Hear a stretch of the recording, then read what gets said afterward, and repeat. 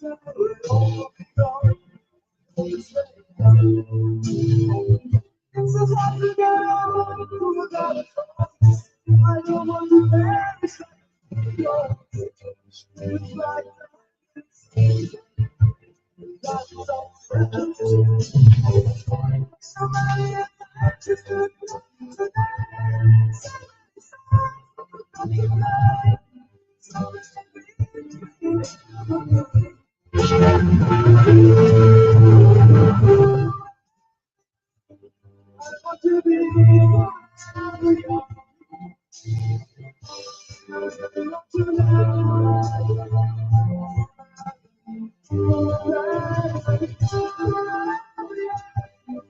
right, folks. So this is how we like to introduce you to the program Panorama.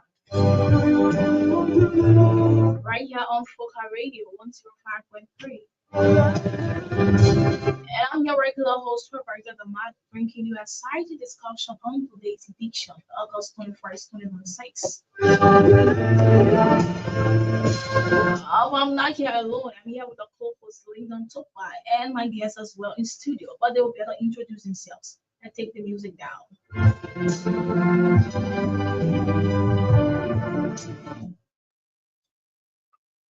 All right, folks. So welcome to the program, New Panorama.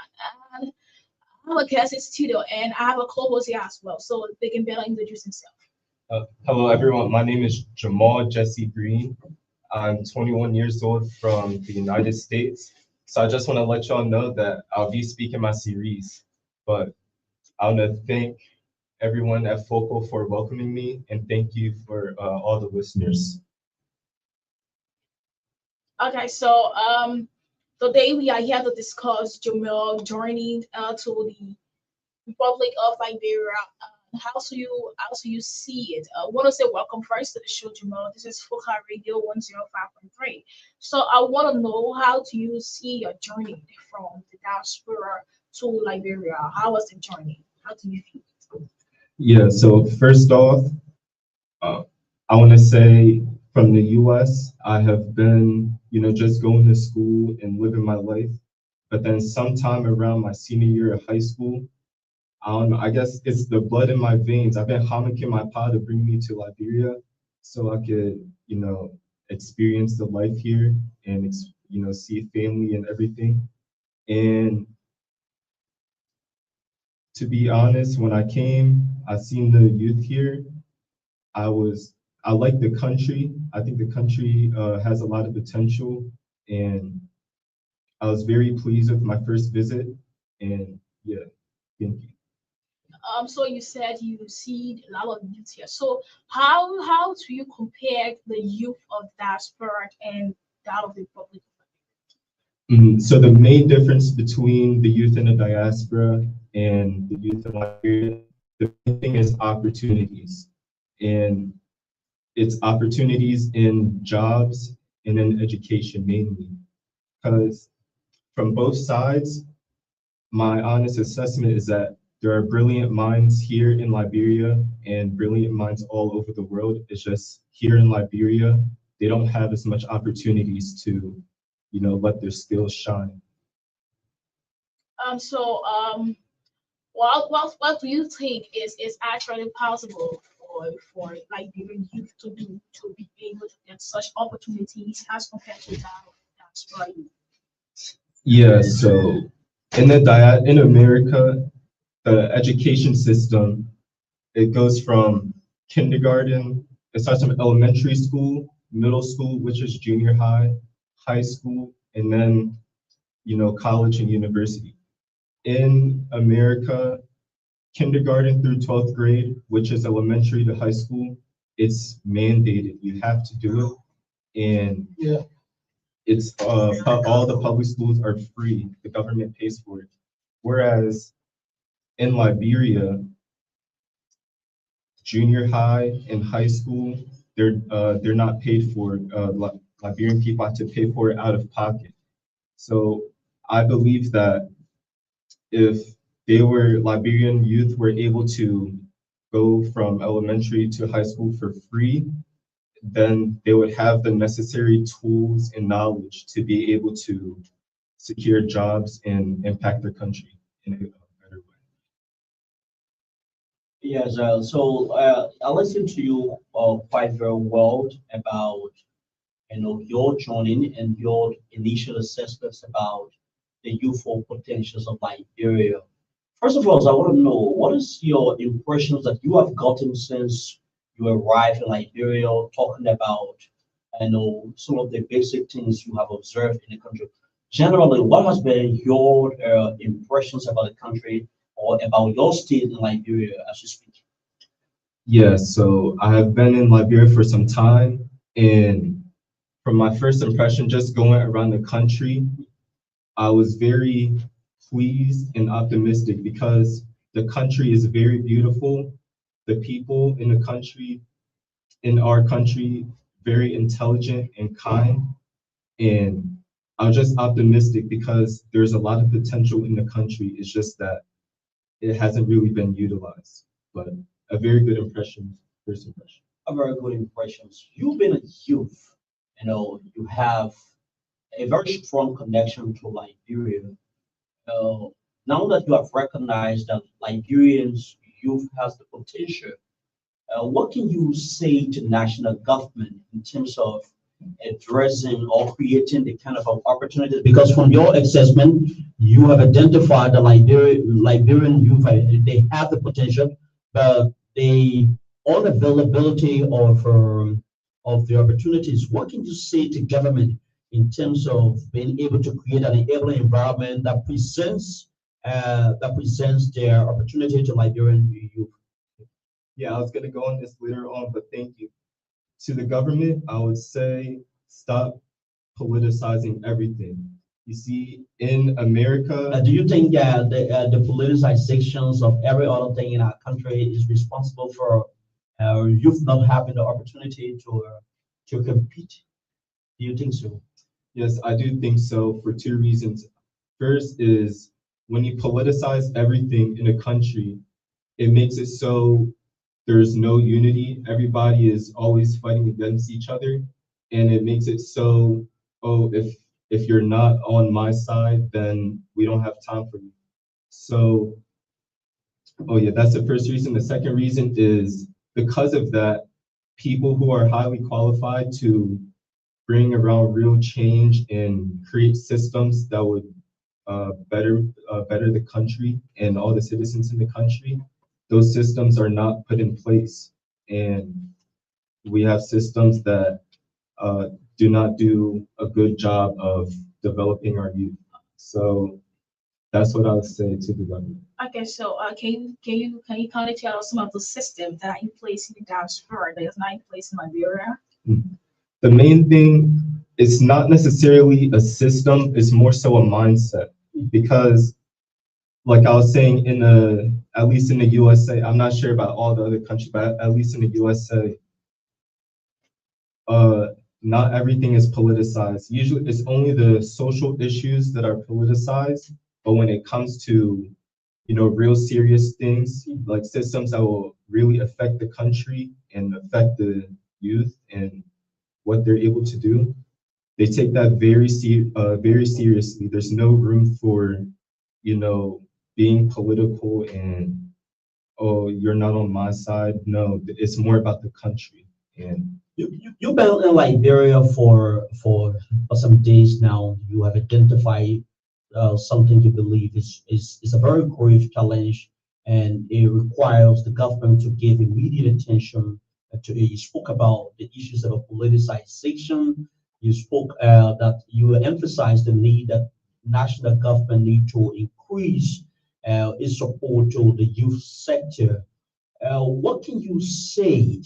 Do you think that the Liberian youth, from your own assessment, do you think Liberian youth are in the position to actually compete with other youth around the world? Given your assessments about Liberian youth, why you are in Liberia and so forth. I think that most of the youth in Liberia are not in a position to compete. The reason why is, 'cause like I said, brilliant minds, very skilled, but it's the environment they're in that is not allowing them to fully flourish. Whereas in the rest of the world, they have the proper environment. But in Liberia, it seems like most of the youth are just working, odd jobs, just trying to get by, get, money to support themselves and their family. And because they don't have the time or the resources to go to school and really, develop themselves. All right. One issue Liberian youth have always emphasized, and they have always make a demand to national government has to do with the issues about empowerment. You've been in America for some time. You live, and you've been living in America for some time, for some reason. Because of your strong connection to Liberia, you decided to come and to observe some of the things. Some of the things. Now, judging from your state in America, what can you say about empowering Liberian youth, towards achieving, towards achieving or competing with other youth around the world? What can you say to government, to relevant institutions in the country geared towards promoting youth empowerment in the country? I think the biggest thing is probably education. I think there needs to be a bigger focus on education. Do you think not much has been done in the educational system of our country, Liberia? I think that not enough is being done because also the Liberian higher education, we do not have any localized PhD level curriculums in our country. That means, for the Liberian youth that are pursuing that education, they either have to, leave the country to go somewhere else that does offer it, or they just have to give up on their, they have to give up on that pursuit of education. All right. So yes, So, Damalo, you want to ask a few questions? yeah. So, you spoke of the educational system. So you said you spent all of your life in the diaspora in America. So how did you know that Liberia don't have a strong educational sectors? How did you browse about it? Do you have relatives that told you about it? Do you know people that is in Liberia that is communicating how our education sector is? Do you understand? Yeah, so unfortunately, because I haven't been here on the ground yet, I haven't had much people to communicate with. But now I've met some people, and now I do. But the main thing is, yes, I do have people, my family people, that they tell me the situation in Liberia, and I also have the internet, and so me wanting to come back to Liberia so much, I've researched a lot about Liberia, and I've seen a lot and learned a lot from the internet and from the people around me. So Yes, they where you live, you've been in America for a very long time, and one of the American president, now deceased, Abraham Lincoln, has always said it is not about the debate should never be about what your country can do for you all of the time, or what you can be, what you can do for your country. Now that you have done a brief assessment about Liberia, you have identified that not much investment has been made in the educational system. You will soon be going back to the United States of America. What are you contemplating on doing in terms of changing the status quo? So I am studying biochemistry in America in my second year of college. And what I want to do, I want to, get my education and degrees there. And then I hope to come back to Liberia and use my education to better my country. So why you chose Liberia? Because you have been in the United States for a very long time and you were born there and you did everything you're supposed to do in the United States and you acquire education from the United States of America. Why you don't want to serve the people of America when you want to come back to serve the people of Liberia? So yes, I am in America. I do have, love for America because it was where I was born and raised. But I think, to be honest, it's just the blood in my veins that's telling me to come back. And also, my parents especially, but other people around me have been, kind of pushing me as well that I should help my people back home. So when you say the blood in your vein, what are you trying to tell us? Because we want to know, we want to understand that part. So yeah, it's just my parents, and I'm Liberian. My pa is Ba, my mom Basa, and so me as a Liberian, yeah, I was born in a diaspora, but me as a Liberian, I want to do things, everything in my power to see Liberia shine. So you are passionate about coming back to Liberia to serve, or you are coming because your parents are pushing you on your back to come back. So it is something that you are willing to do, or it is because your parent wants you to come back to Liberia. Mm.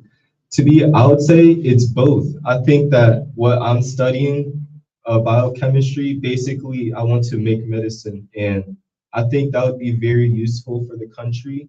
And I also, a part of it is that's my personal goal, but another goal that I have is to make my parents proud and make my people proud. And, doing that would also, make them very happy for me to come back. All right, all right, all right.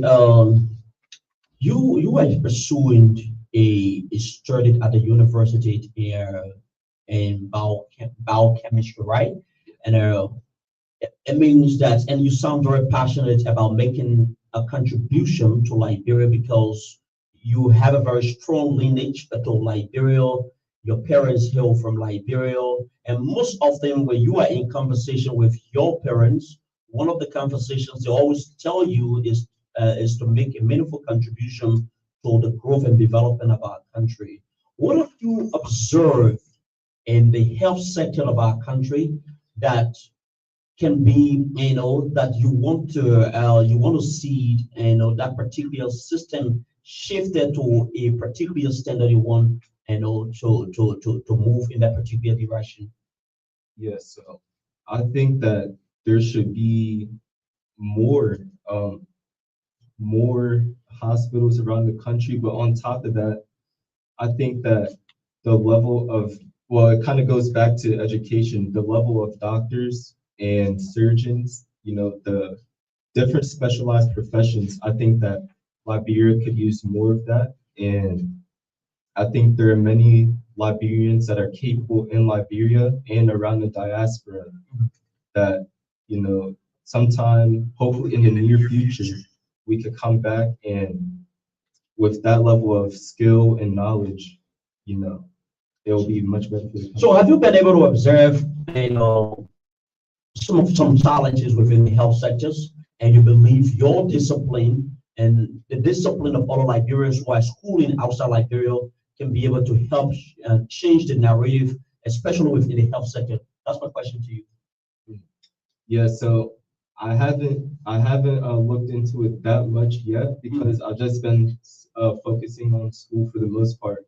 But I do think that in the future, universal health care for the country could be very helpful because, What kind of health system do you envisage for Liberia, a country you are so passionate about? What kind of health system?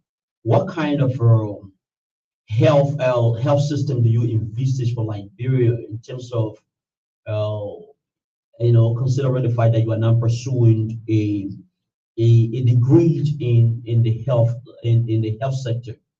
yeah, so we cannot, for what I envision, I think that the way America does their healthcare system, I don't think it's very good.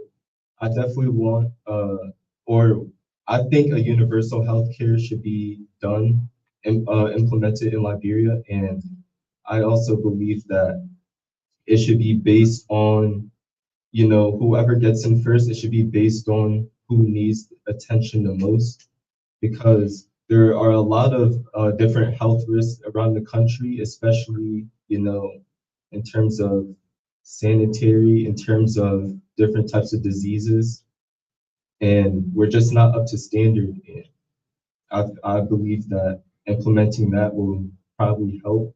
in a very meaningful way. So, do you care to tell us that how, like in America, do their health system? You said it's not a good way. So, do you care to tell us how the health system runs over there in the diaspora? Yeah, so in America, if you don't have insurance, then healthcare will be extremely expensive, and so much so that if you're an average citizen in America and you don't have that insurance, you pretty much won't be able to pay for it. And you'll either be in debt or they'll deny you treatment. And the insurance systems, at least healthcare, but most insurance systems in America, they're very, I want to say, they can be predatory because sometimes you can pay for the insurance, and even though you've been keeping up with your insurance payments, they will still deny you coverage for whatever reason. And I think that's, predatory. Okay. A recent census conducted in Liberia indicate to us that 75% of Liberia population is made of youth. Over the past time, the youthful population has always yearned for the government to make meaningful investment in the areas of education, not just the formal education, which we include the classroom education, but also investment in vocational area, technical areas. You being a youth and wanting to see your country compete with other countries around the world, what can you say about the government, the Liberian government making tremendous investment in the areas of TVET and other technical skills development programs? Yeah, so I want to say first off that I agree with the youth that they want the government to invest in that because you can't just build a skyscraper if you were never taught how to build a skyscraper. You need knowledge, and then once people have the knowledge, that's when they'll be able to build things. So I think that the youth are correct, and an educated population will be able to build up this country from the ground up. So the government definitely has to, invest more into those areas because you see even stuff like our roads and, the quality of the buildings and the health of the buildings. A lot of the buildings are either like outdated and stuff. So I think that the government definitely has to invest more into that. So when we have an educated youth, then tomorrow they will be able to build up the country from the ground up. All right. So, Lemano, you want to ask few questions? So we want to know because you talking about you cannot have a skyscraper, and yeah, so it's true, right? You cannot have a building, and then this building is just there. The capacity of the people it's not built. So how do you think the government should work or is supposed to do this work in collaboration with the youth of Liberia to help strengthen their capacity? Mhm. So first, I think that they should make all education from elementary to high school.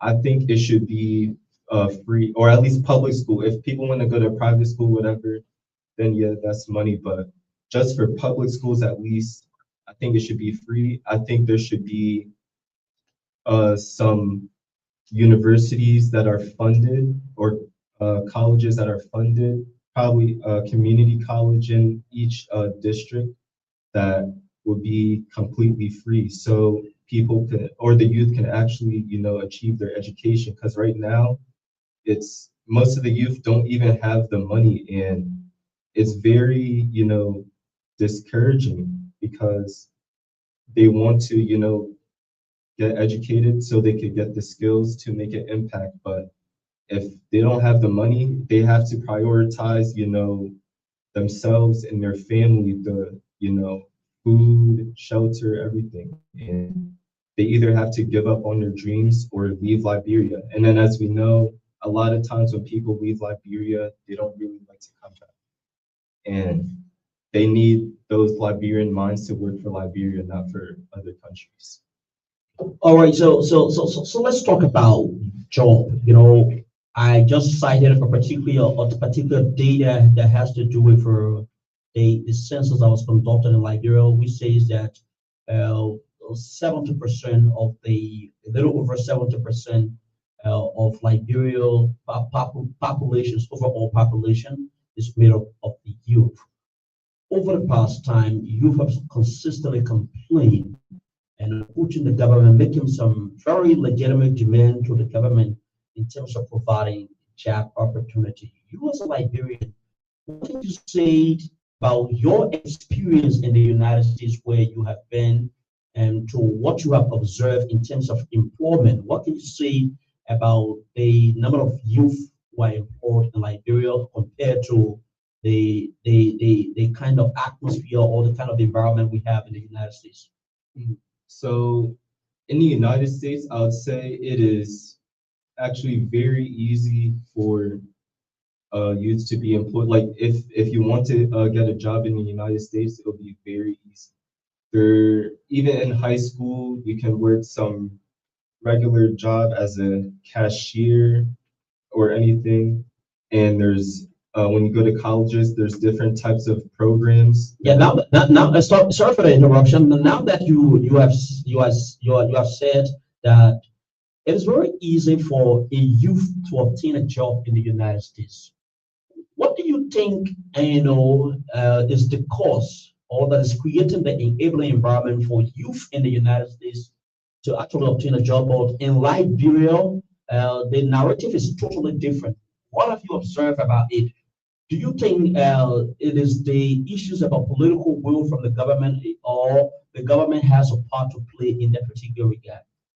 I do think the government has a big part to play. Mhm.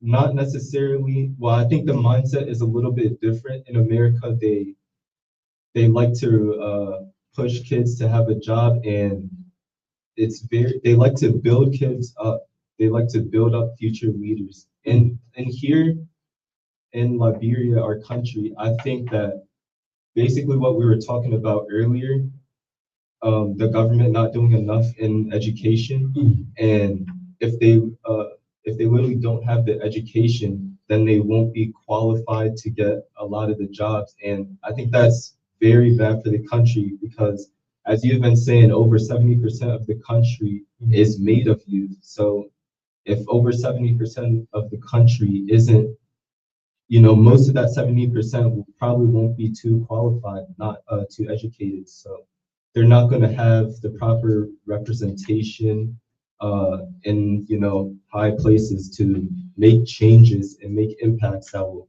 better the youth. And once you better the youth, you'll better the country for tomorrow. So okay, let's talk about the you spoke of preparedness, right? So it is we look at the preparedness. It is fault. It is that the fault is from the government or the youth himself, or maybe the parent or whoever. What do you think is the cause? Because I don't think if the government create jobs opportunity, the government creates scholarships or other programs, I don't think the government will be able to tell you or to enforce on you that you should be able to go and attain these things. So who you think is the cause for these people, their own preparedness? I agree with you, but I think pretty much everybody has some fault in it, but I think that the main fault in this is the government. Okay. And the reason why I think that is the youth, there isn't even an opportunity in the first place for most of the youth to say, oh, I want to go do education, or I want to do this. For most of the youth, it's simply just, we're going to the market to sell, we're going to do this little thing, and just to support ourselves or to support, our grandparents, them, give them food and shelter because the medical system is not too good, but also we don't really have a social, from what I know, we don't really have social security or stuff like that to help the elderly. Like in America, they do a lot to help the elderly, but from from what I've observed in this country, we don't do too much to help the elderly. So are you saying the government is the problem in this country? Is that what you're trying to tell us? Mm, I think I think that everybody has a part of the I do think the government is the main problem, but Okay. I think that everybody has fault in it though. It's not entirely the government. Okay, you've been in the United States. Now you have observed some of the present national challenges with the youthful sector of our country. There are other well-established Liberian out there.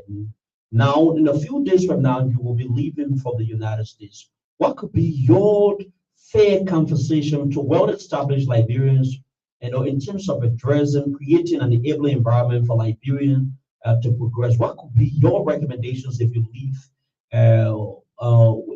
Liberia and go back to the United States? What could be your recommendations in terms of talking with other well-established Liberians, in terms of helping the government and to change in the narrative, especially the challenges confronted with the youthful populations of our country? Yeah, thank you. And that's one of the many reasons as well why I wanted to come back so much because I wanted to see what I could like the knowledge I could gain here that will inspire other Liberians in the diaspora to either come back or do more to help the country. So I think that I would tell other, Liberians in the diaspora a good way to help the youth in the country would be to try to just go to the country and either you could try to establish a business or you could just go and hold a little program to just share your knowledge, share your skills with all the youth that want to learn because there are a lot of youth that are willing to learn in this country. Are you going to lead a campaign, geared towards changing the narrative through your individual contribution to Liberia, or is just going to be on the basis of just verbal exchanges and not and with that will not culminate into real actions? Me, if I'm in a position, I hope God blesses me and I'm in a position where I will be able to do that, not just by talking, but by actually trying to build build things here. I want to like one of the things that I thought that might be in my plans for the future was building some type of laboratory so I could also, make medicines for the country, but also employ the youth in the country that have also decided to go down that path. And I want to go around and just have any workshop or whatever, and to just share that knowledge and potentially even start a school or maybe not start a school, but at the very least, I want to give my knowledge to universities that are already established, and maybe I can help with the curriculum so we can. Okay, so folks, the numbers to call are 0770131318, 0886272620, 0770131318, 0886272620 are the numbers to call. This is Fuka Radio 105.3, and this is the program Youth Panorama. This program comes up every Fridays from 12:45 p.m. to 1:45 p.m. So you can now place in the card to give your input. Ask questions for clarity. Yeah, so the numbers to call, there are two numbers available for you to call: 0770-131318, 0770-131318, 086 27 26 20. We have with us in studio a guest who hails from the United States. He's been very passionate, and most of his conversation with his parents, he's been so very passionate about making a return to Liberia or trying to understand the challenges particularly affecting the youthful populations of our country. And he is here with us giving his own analysis about what he has been able to observe over the period of time and what are some of the recommendations or meaningful interventions that the government of Liberia need to make So 0770131318, 086 20. Those are the available numbers to call and participate on the program. Yeah, so while we're waiting on Liberians to call in order to participate on the program, uh, what is your fair grading as a Liberian citizen? And what is your fair grading about successive government? Liberia got our independence in Hello, caller. hello. Miss this person. So the number to call 0770131318 Those are the available numbers to call and participate on the program. So yes, I was basically asking you, Liberia got her independence. I know you have read a lot about Liberia, and what is your own impressions about successive government? You know, because I think to a large extent you have identified some fundamental problems, even though our country went to war, the 14 years of bloodshed and other things. What is your own impressions about successive government over a period of time? Yeah. Hello, hello. Let's hold on. Yeah, I'm good. Your name, where are you calling from? You do Jonah somewhere? Okay, Ali, you are live. What's your impact? What's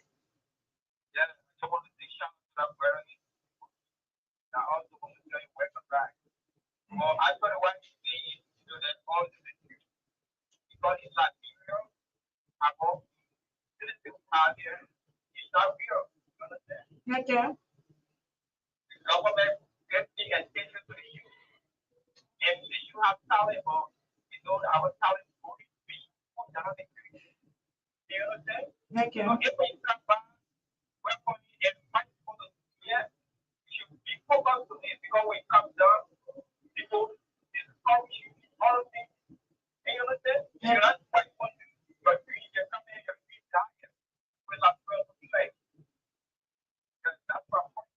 Okay. Oh, he's listening to you. He will definitely he will definitely react to what you have said and so forth.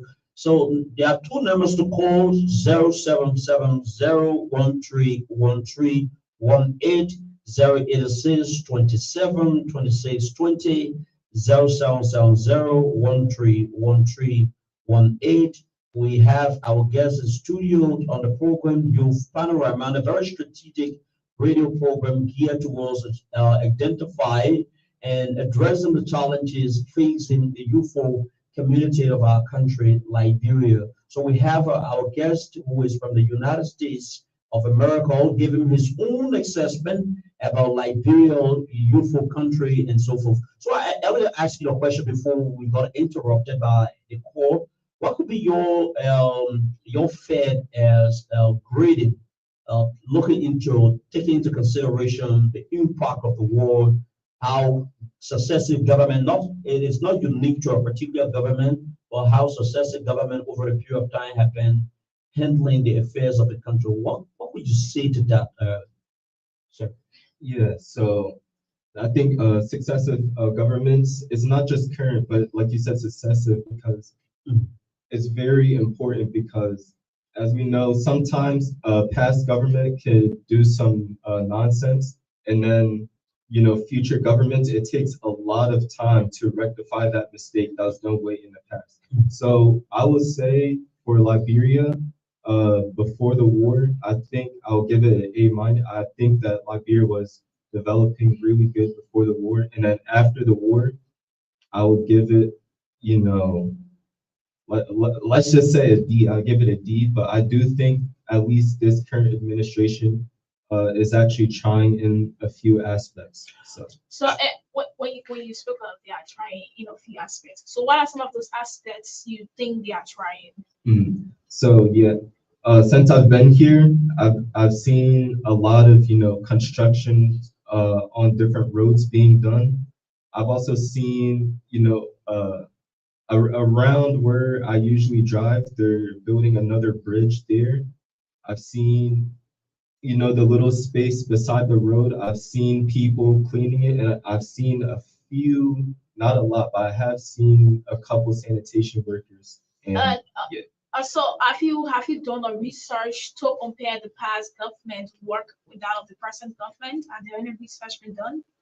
mm, well, actually, yes, I have done a little bit of research, and this current, at least economically, this current government is doing, the growth of the economy is doing much better than it has under, recent The governments. economy issue is a very broad issues. If we try to if we try to dive into the topics surrounding the economy, well, I'll just leave you for you to just say it in passing. But let's look at you being a youth, passionate, wanted to see your country, particularly Liberian youth.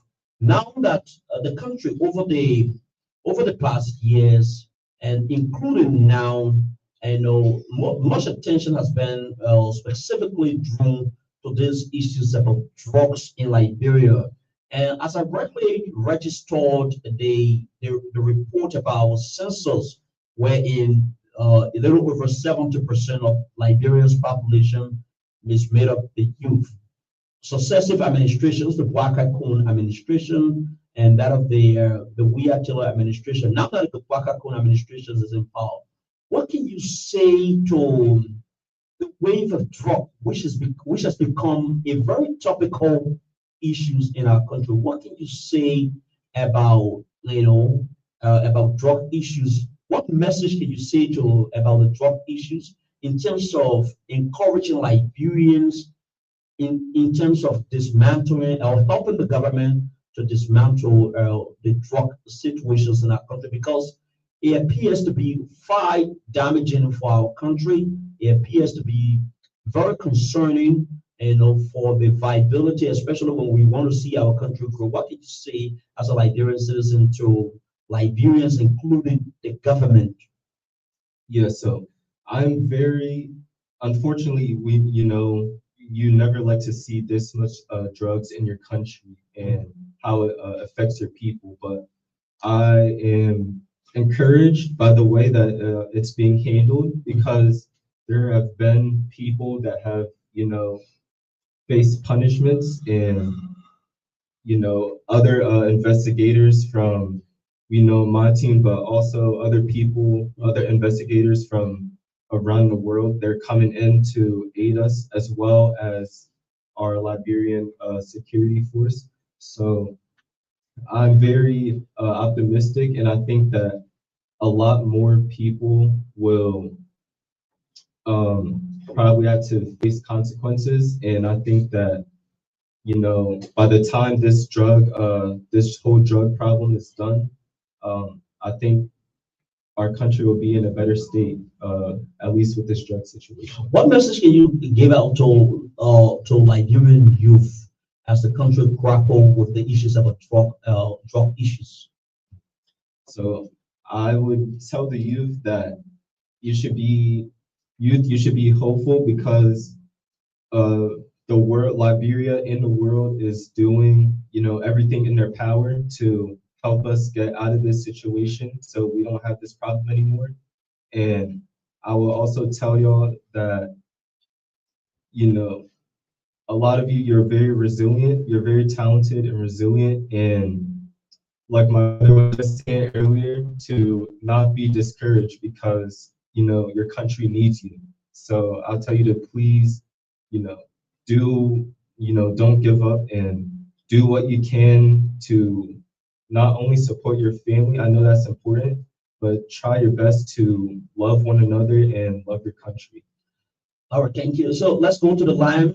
We want to take your participation on the program. We have him. He's been talking a wide range of very critical youth-related discussions, including very sensitive national discussion. So then there are two numbers to call: 0770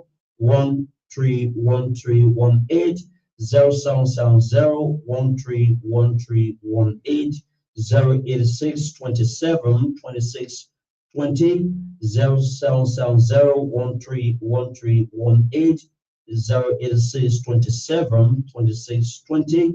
Those are the available numbers to call and participate on the program. Damalo is over to you. And so, how to you or how will you describe Liberia in terms of this whole drugs issue when you get back to diaspora and you were caught and questioned to tell the people how is Liberia, how you view Liberia? What would be your statement to the people on the side? Yeah, so about the current situation, I would tell them that, unfortunately, you know, a lot of our youth have been, a lot of the people, not just the youth, but a lot of the people in general in the country have been affected, but we're combating it as hard as we can, and we're on the path to getting better. And just about Liberia as a country, I'll tell them that from my experience, there's a lot of potential just in the land and in the people. And I would say I'll really encourage them to go back home because, you know, we as Liberians, we're very open, we're very fun and kind people. And I'll encourage them to go back home to not only help, but also, enjoy the country and, go back to the roots. Okay, so you spoke of Liberians being fun and kind. So are there not kind people in diaspora as well? It's yeah, it's not as much. I mean, there's of course kind people, but it's just Liberians. We are very open. We're very vibrant. We like to talk. We like to joke. But a lot of people in the diaspora and including America, I don't. It's like the people think they're too important sometimes. But yeah, there's fun people, but there's nothing like coming back home, especially, to other Liberians, it's like family. So that's what I would tell them. Okay, so basically, you being born and raised in the diaspora, are you proud to be also to see yourself as a Liberian? Mhm. Are you actually proud? That's why I wanted to come back in the first place, or that's the main reason. Because if I wasn't proud, then I'd probably just be like a lot of the other people, just oh, I'll just stay in America. But because of the blood in my veins and because of my parents also pushing me, I am a proud Liberian, and that's why I wanted to come back so much to, step foot in the motherland and to, connect with my people and to see what I could do to also, impact the country. And that's another thing I want to say is for people in the diaspora, especially Liberians, because what I see other African nations, their people, they actually try to instill in their kids, their culture, their identity, and they try to take their kids back home. But I'm just a little bit disappointed in Liberians. They don't seem to really try to instill that in their kids or really try to make it a point to bring their kids back home to their roots. So that's just what I want to say to Liberians in the diaspora to, push your kids to love where they come from and love who they are. So you basically telling us that Liberians in the diaspora don't practice their cultural, their way of life, and how they go about doing things. Well, yeah, I'm telling you that a lot of them do. A lot of them are like that, unfortunately. At least in my experience, I want to say they do, to be honest, they do practice, they do stick to their roots, but then when it comes to instilling that into their children, that's what they don't do. So Okay, so you are basically encouraging Liberians to instill the practice of Liberia into their children.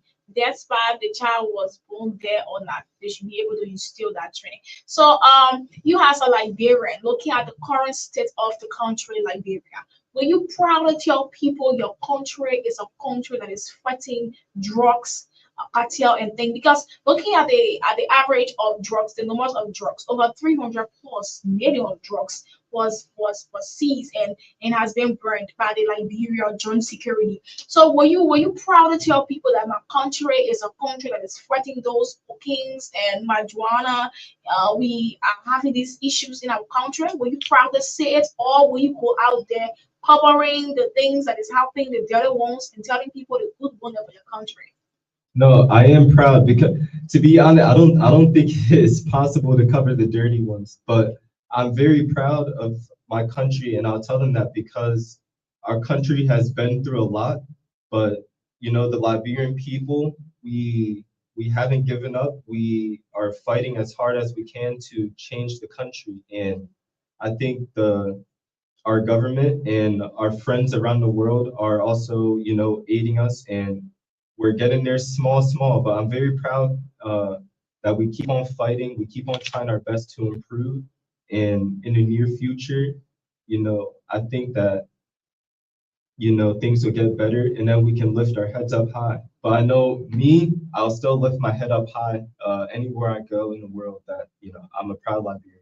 And so, because I want to know this thing, right? It is your first time coming to Liberia as a citizens by blood, like you said, it's in your vein. It is your first time coming to Liberia as a citizen. Are you disappointed? Are you disappointed in the government of Liberia, the way people do things in Liberia, or are you encouraged by the way things are run in the country? I want to say that I am encouraged Okay. right now. Things things in the country are currently getting better. I think we're currently, heading in the right direction. And because of that, I am encouraged. I'm very encouraged for the future of Liberia. So are you seeing some growth? Because you said you have been doing a lot of research and stuff. So are you seeing some growth in the economies, the government, everything? Are you seeing growth in the Liberian society? Yeah, exactly. In the society, in the country itself, I'm seeing, well, I literally searched up that the economy has grown, and then I'm seeing all type of construction going on across the country, and I see uh, a lot of pride. Even this July 26th, it wasn't just Liberian. It was Liberian pride. It was celebrated across the whole world. So I'm happy to see a lot of pride in the country and in the diaspora, and I'm happy to see some progress being made in the country and a little bit in the economy too. So were you part of the celebration on this Gone 26? Were you part of the celebration? Were you part of some of those Liberians that were parties and dancing and singing the Liberian songs and waving the flags? You know. Yeah, my own part. I can't dance too much, but yeah, I sang a little bit. I did go to a cookout. I went to was ULab. It's a place in America. It's called ULab, United Association of Liberians for Bucks County. I went to their program, and I have fun. The main thing, I ate food. I went there. I eat a lot of food, but yeah, that's my main thing. But yeah, I was a part of the celebrations. Okay, so the audience are listening and waiting. What do you think will be a party statement to the audience? Yeah, so Okay, we have this called Hello Cutter. Yeah, yeah, name me where I call it from.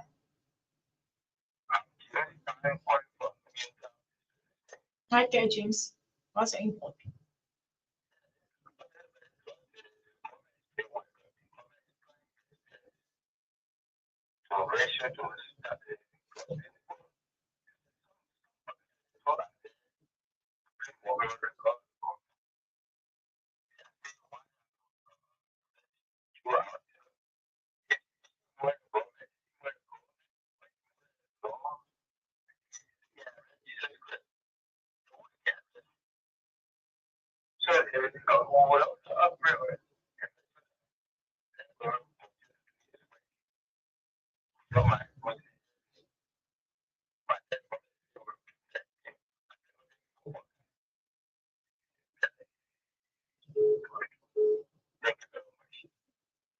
Hello, caller. Your name and where are you calling from? Okay, we missed this caller. So the lines are closed. This program is a 1 hour program. It runs from 12:45 p.m. to 1:45 p.m. So we have roughly about 1 minute remaining. So you can keep the card and keep your dial. This Friday we will be back here discussing some fascinating topics. So as you are saying, your parting comments so the public. Yeah, so the youth and all the people of Liberia, I want to say that there are brilliant minds everywhere in the world, and one thing is about people that we're all equal, no matter where. I know maybe we shouldn't be at this point in time. We shouldn't be in the situation that we are in. We should probably be, way above. But we as Liberians, we are special. We're fighters. We're intelligent. And I want to thank you all for listening to me. And I want to thank Foco again for inviting me on. And I want to encourage all Liberians to keep on, moving in the right direction and keep on fighting for the country. Thank you. Also, folks, this is how we like to draw down the curtains on today's broadcast edition of the program, Youth Panorama, right here on Foca Radio 105.3. So it was actually interesting talking to a citizen by birth from the United States of America, but he said by blood is in a vein that he is a Liberian, and he's proud to be a Liberian. So we just discussed, we just enjoy ourselves listening and discussing his joining to Liberia, how he compared the states and the United States with the Republic of Liberia. So it was interesting. So we want to say thank you for listening to this show. The show comes up every Fridays from 12:45 p.m. to 1:45 p.m. Thank you for listening. I'm your host, Roberto Damalo. I was also here with my co-host, Kaylidon Tokwa, who co-hosts me on today's edition. Thank you for listening.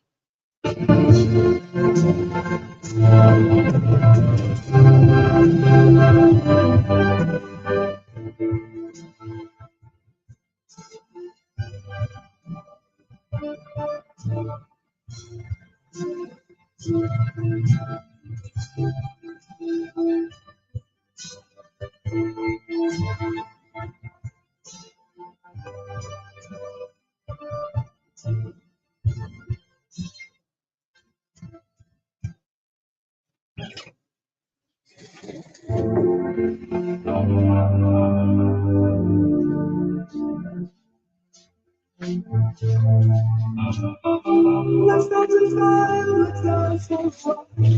Heaven can wait, we're only watching the skies. Hoping for the best, not expecting the worst. Are you gonna drop the bubble? Let us die, let us live forever. Turn to the power, but without spend. Sitting in the sand, the song, because it's all the sad man. Can you imagine when the face is gone? Face reaches to the sun. Everything I need is to get to be.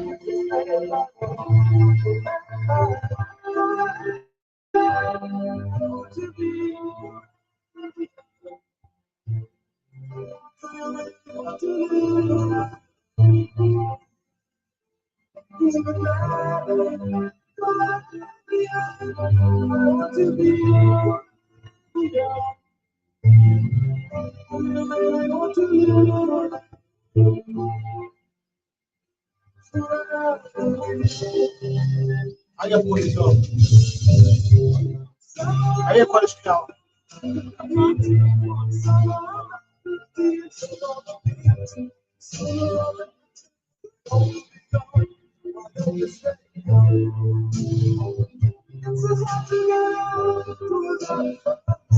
I don't want to perish. It's like